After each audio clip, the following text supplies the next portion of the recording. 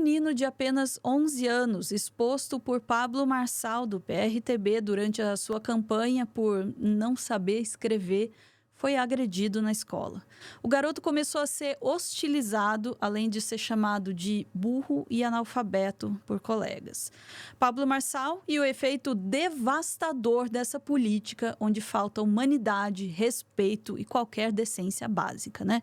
E só mais uma coisa, a criança também tem diagnóstico de TDAH. É dose, né? Vamos ouvir mais informações com a nossa Daiane Oliveira aqui no Plantão do Meteoro. Bora lá.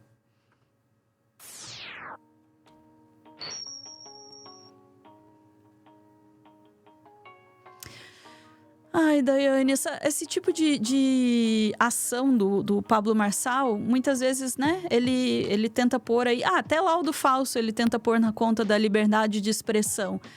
Mas que liberdade de expressão é essa? Que campanha, o que justifica expor uma criança desse jeito? E o fato de dizer, né, que, olha, a gente precisa melhorar a educação, tá vendo aqui uma criança não sabe nem escrever com X idade.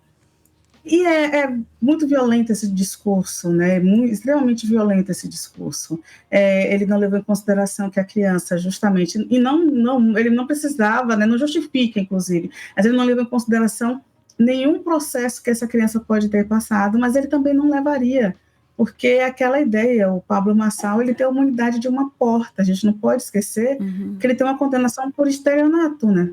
E qual foi a acusação? A acusação de tirar dinheiro de velhinhos, de gente que estava ali na situação de, olha, ele recebia um link e clicava e perdia absolutamente tudo. Ele foi condenado, por isso que a gente pode dizer exatamente isso, ele foi condenado por estelionato, gente.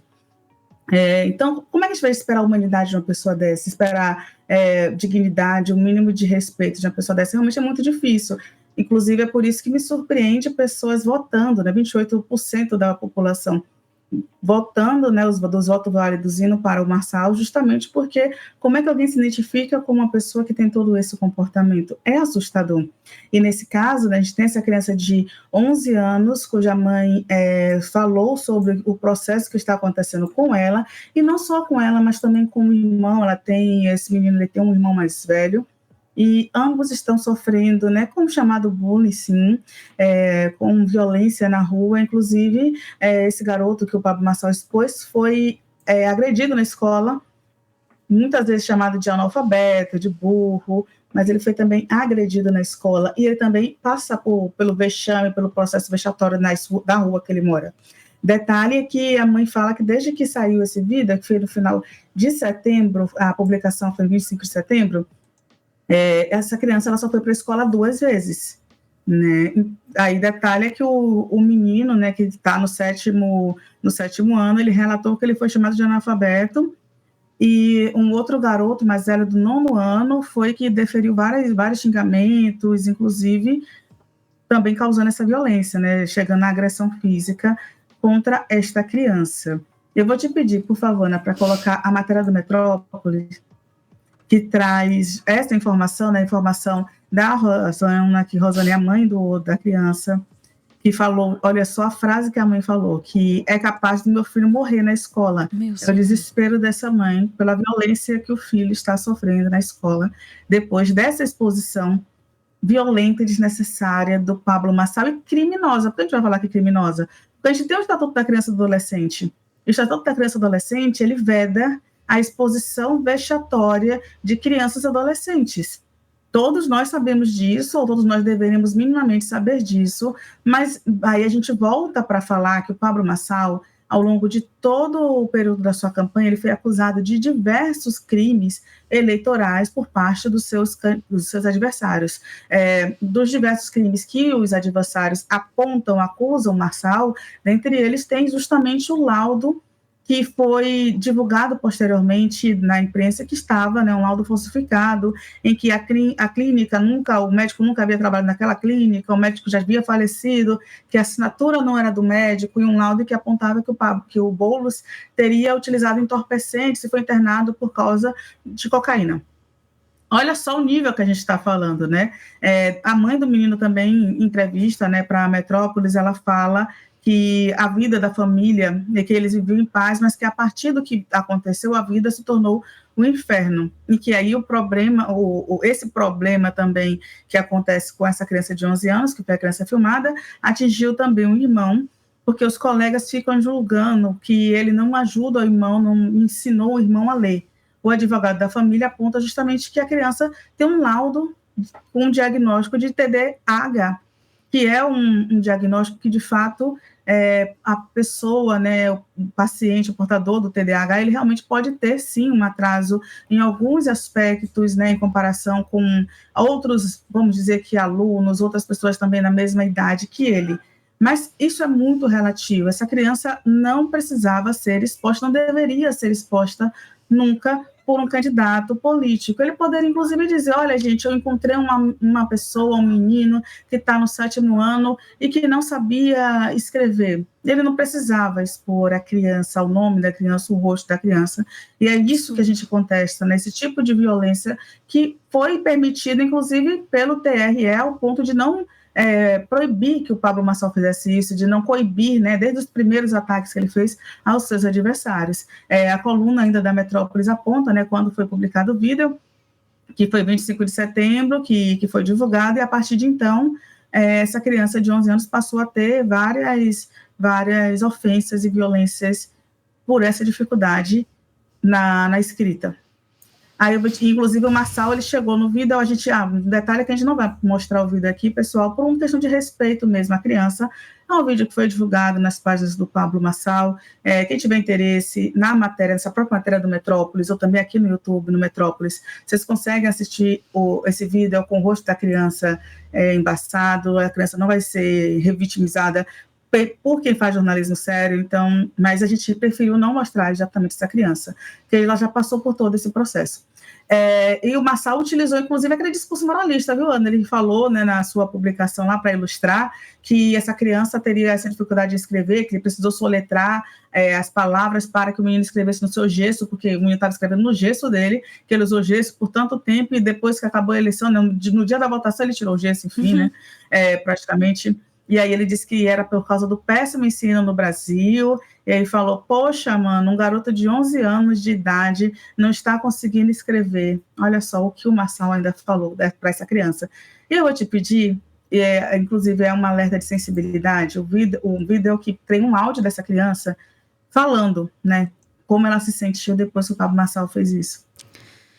Vamos lá. Mas eu sabia que eu estava mal feliz quando o Pablo Marçal falou que